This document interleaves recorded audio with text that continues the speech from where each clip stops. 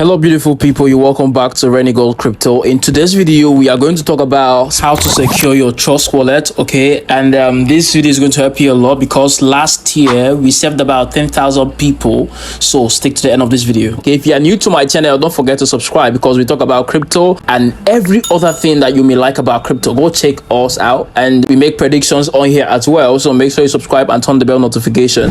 This is going to be for newbie traders in the market. Okay, if you are new to crypto, even if you're not new to crypto, this is how you can secure your Trust wallet.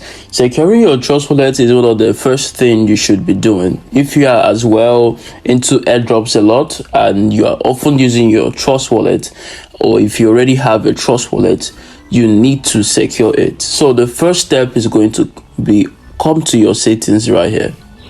When you come to your settings right here, I'm going to show you what to do. Just chill. Okay, let's leave the settings before you skip this video. Let's come on here, go to allowance.beefy.finance. Allowance, let me show you again the site. Allowance.beefy.finance. You click it right there. This will help you a lot. Okay, you come on here, select BNB Smart Chain. Okay, so you want to know if these hackers already have access into your Trust wallet. Okay, because if they do have any kind of access, definitely they will wipe off all your money, and you don't want that to happen. So if there is any access right here, you will see something like limited or something like that. Okay, so what you have to do is you click on revoke all. Okay, just click on that revoke all, or just click on revoke all here. Then if you have something for you to know if you have been hacked already or if they have access already, okay, you see something like, you see something here on the screen here, okay, limited or something like that. Okay, then what you have to do is like you click on revoke all. When you click on revoke all, everything will be over automatically, trust me. Then this is the first thing to do. The second one is going to be come to your settings. Okay, when you come to your settings right here, what you want to do actually is to come to security. Okay, already you can see that I have a password on mine, so in this case you click on, I'm coming. Okay, let me just do this for you guys. You click on, you turn on the passcode right there, select the kind of password you want. Okay, so after selecting it, we are going to use this.